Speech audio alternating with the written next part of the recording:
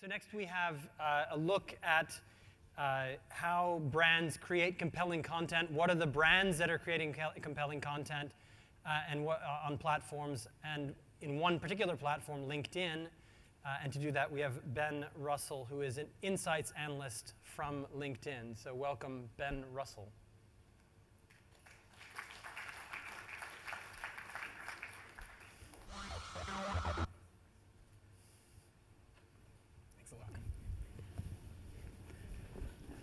Good afternoon, everyone.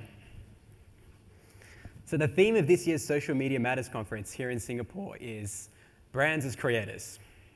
And today I'd like to take this opportunity to discuss with you all how brands on LinkedIn create compelling content and how we help them go on to measure the success or the traction of their content marketing strategy implementation on the platform. But in truth, a lot of what I'm going to be discussing today is, at least conceptually, completely platform agnostic. They're things that, as a marketer, you can be thinking about whenever you're publishing content on social. So to kick off, who am I? I'm Ben. I work with LinkedIn's Insights team within Marketing Solutions here in APAC. And I'm on the front lines working with some of Asia's largest digital marketers as they're embarking on their content marketing journeys on the platform.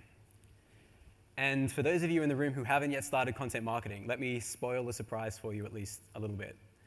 Content marketing is a journey, as anyone in the room who is currently content marketing can testify to.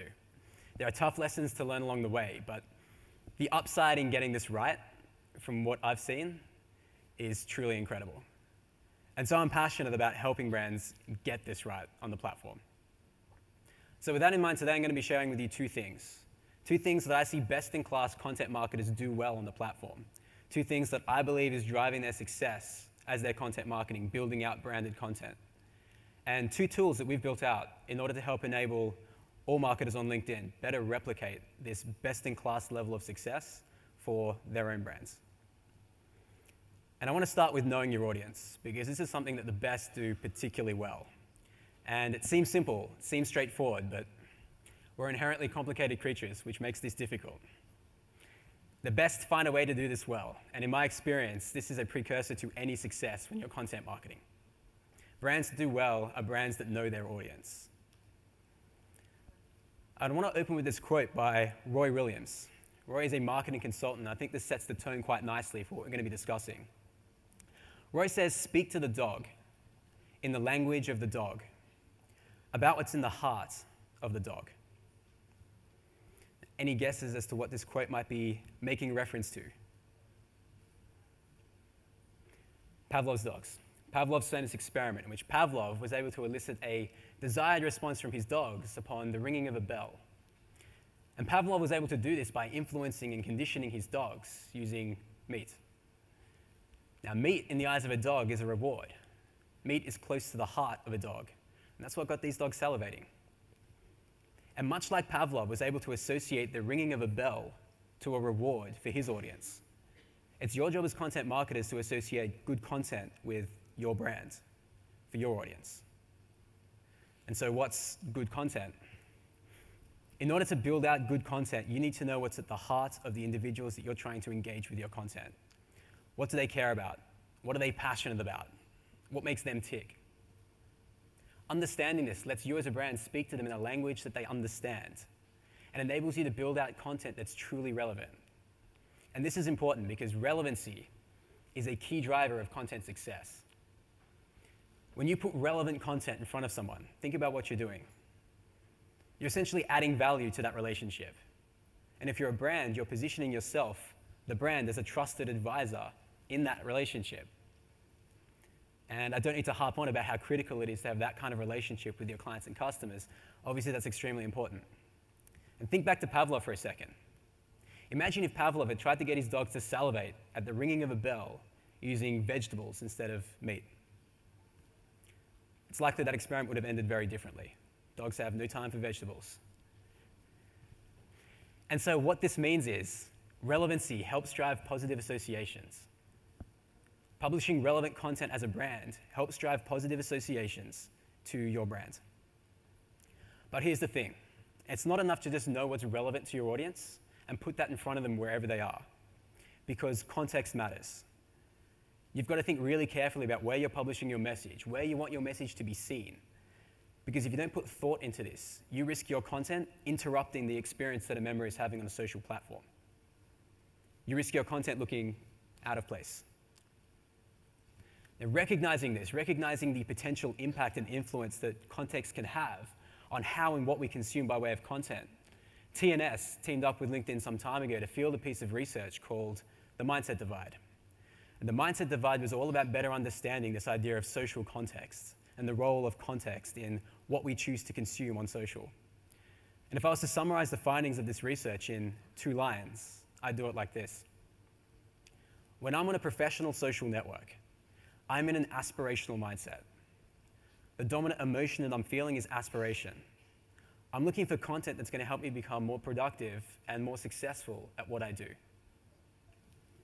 Alternatively, when I'm on a personal social network, the mood's all changed. I'm very much in a nostalgic mindset.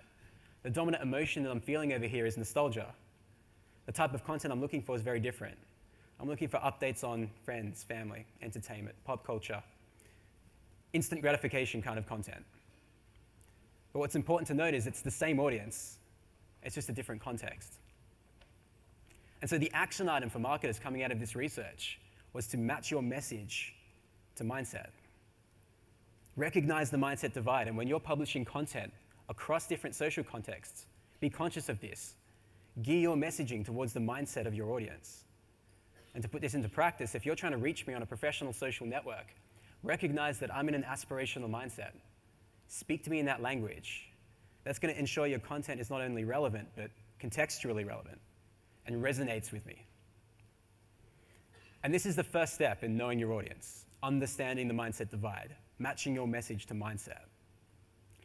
So let's say as a marketer, you do get this, you understand this, and you recognize the criticality in building out relevant content in order to be that trusted advisor. You'll have to try and answer the question, how? Lands on your desk, figure this out. How do we go about doing this? And I'm going to let Dave Kerpen set the tone for the answer to this question. This is a quote from one of Dave's books, Likeable Social Media. It's actually the first book that I picked up when I entered the media and marketing industry. It's full of great advice for marketers who are just starting out on social. Highly recommend you check it out if you've not read it before. I wasn't paid to say that, by the way. It's just a great book. I think this quote's quite pertinent to what we're discussing, though, and that is, how do I get to know my audience? Dave says, listen first and never stop listening. So here's the secret sauce, guys. We listen first and we listen carefully on social in order to understand what's relevant. Because make no mistake, the audience we're trying to engage with content is telling us what they want to know about. They're telling us what they want to hear. We just need to be there listening.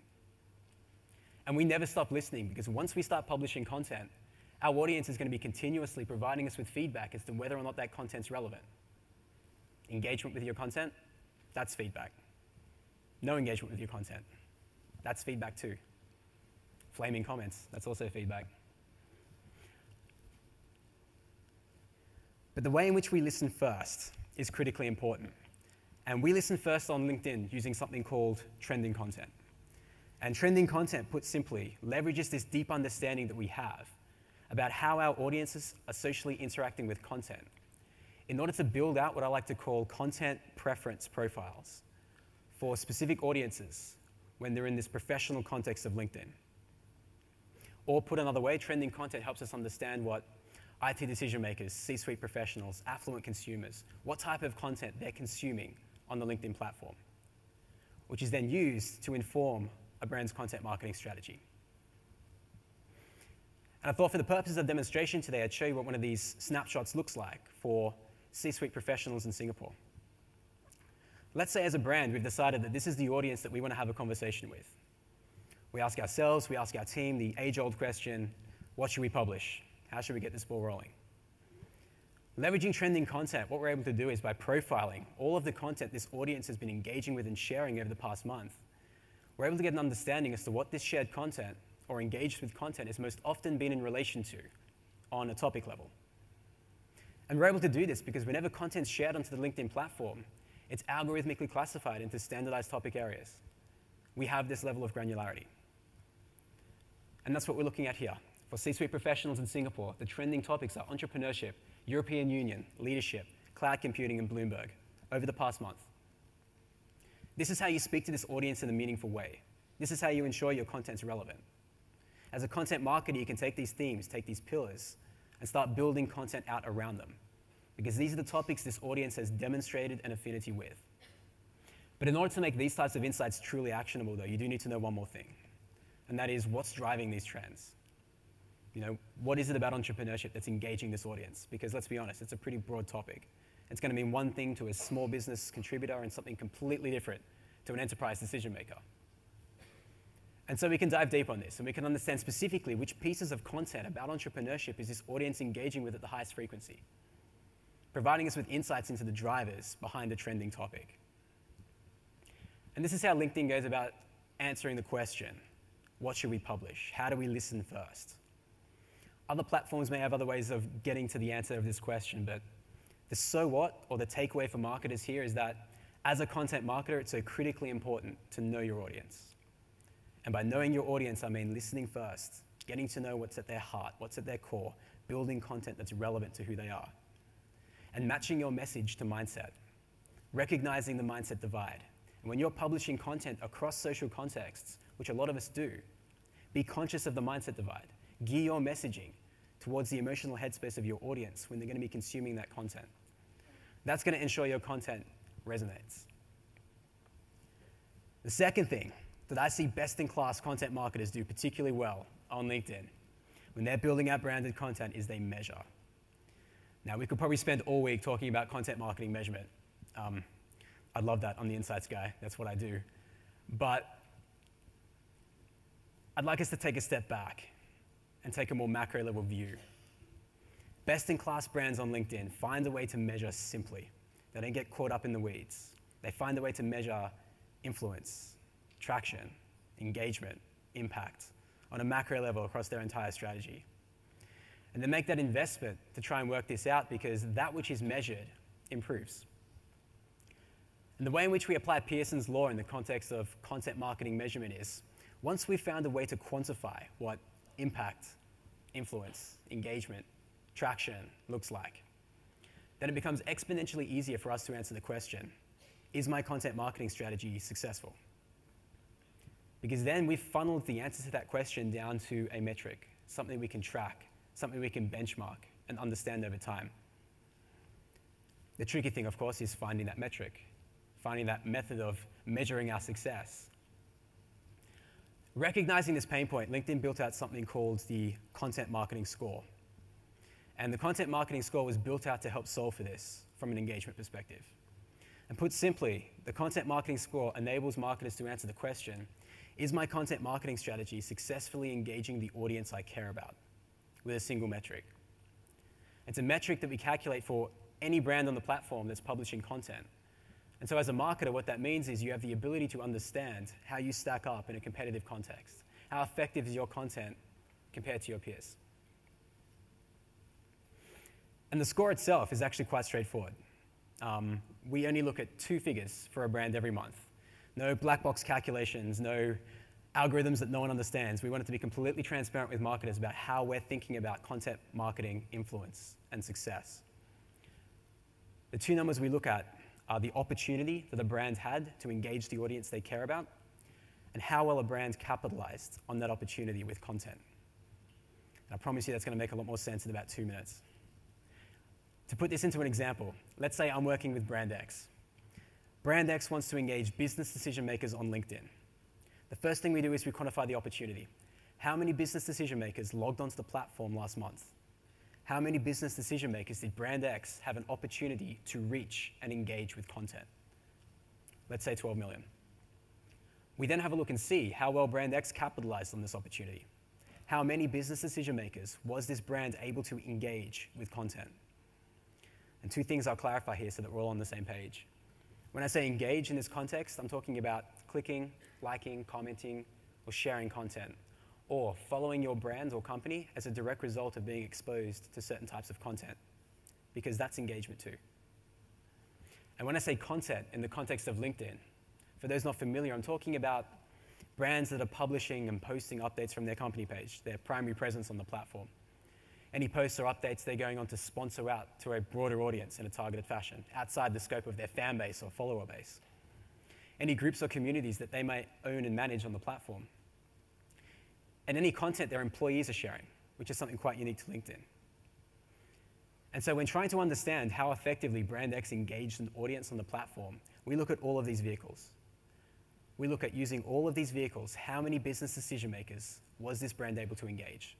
Let's say it's 90,100. We take the engaged audience over the opportunity. We attach a simple multiplier to bring it out of a decimal format. And that's to be completely transparent, so that it's something we can monitor the smaller movements in a lot easier, and it's not confused with a click-through rate.